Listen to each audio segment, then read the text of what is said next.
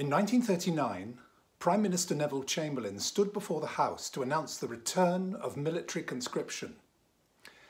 He then went on to say this. In 1916, I had the advantage of sitting on a tribunal assessing conscientious objectors, and discovered then what was possible and what was futile.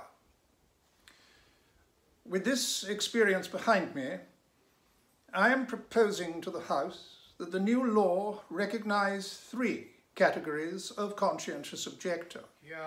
It often happens that those who hold the most extreme opinions hold them with the greatest tenacity.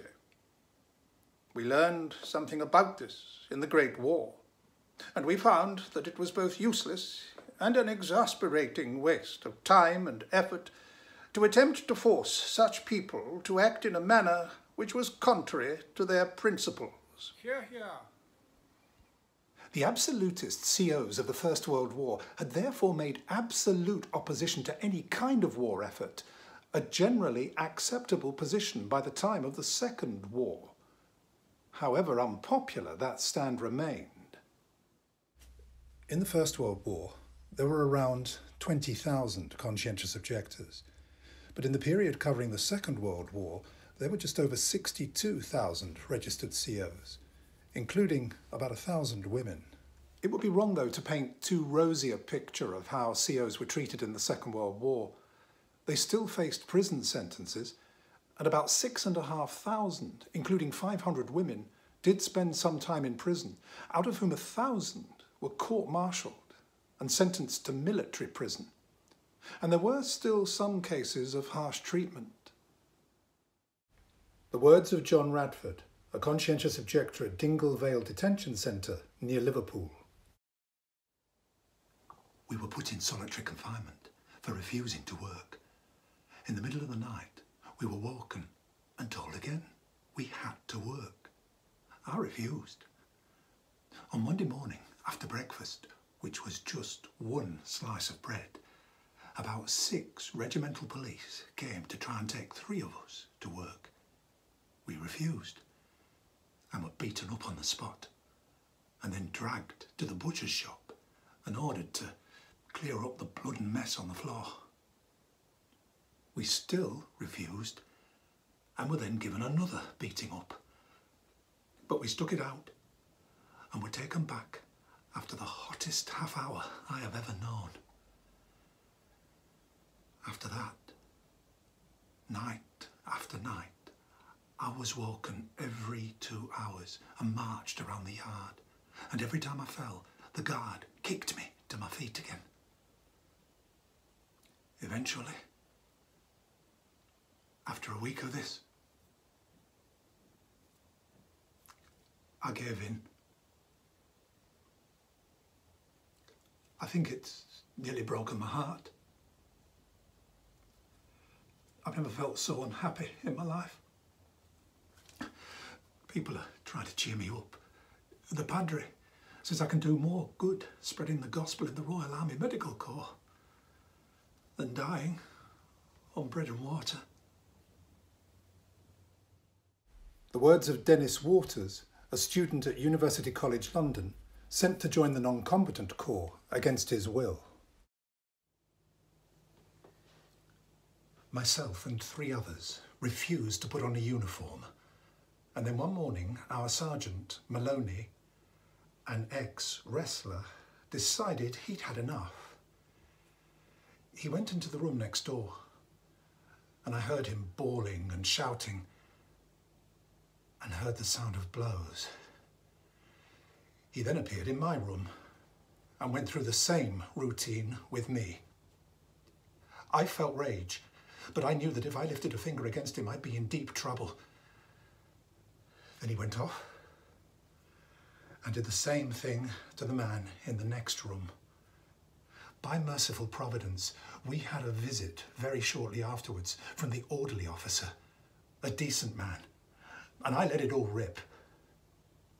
Sergeant Maloney was court-martialed, were eventually acquitted on all charges. I was court-martialed 3 times for disobeying orders and sentenced to 28 days, 56 days and 3 months, before eventually being released to work on the land.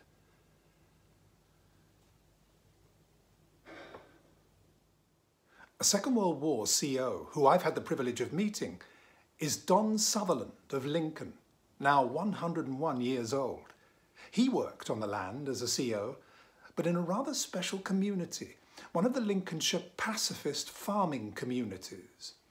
Having been sacked from his office job because of his stand, he applied to work in one of these farm communities, believing that that would not compromise his principles. Although I was initially refused because of my physique, I applied again, and as it was now sugar beet season, I was accepted.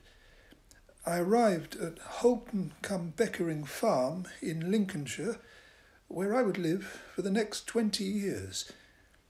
The people working with me were from all walks of life, but all were there because of their conviction that war was wrong. As a community, we all lived together, simply, in 2 separate houses. The days were long, though, starting at 7 a.m.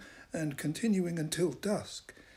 Life was spent outdoors in all weathers, and the work, well, it was very physically demanding. As another CO there said, those of us who hadn't been brought up on a farm learnt very painfully that 7 stone weaklings had a long way to go.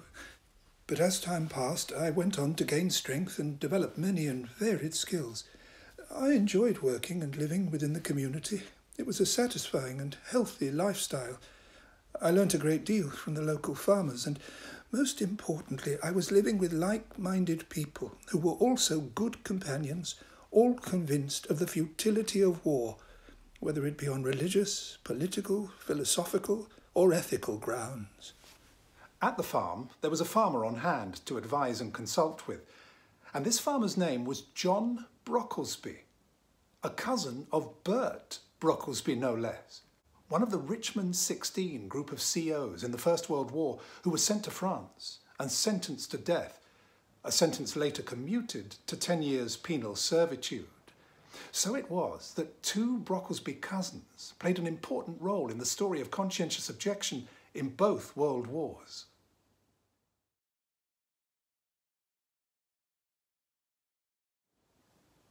But let's not forget that there were conscientious objectors on the other side of the war too, and those under the Nazis suffered far harsher punishments for their beliefs.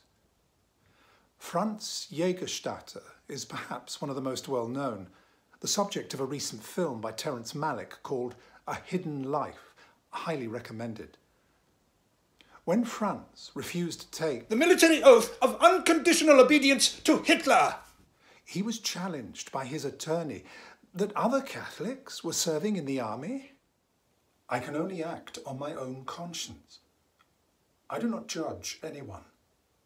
I can only judge myself.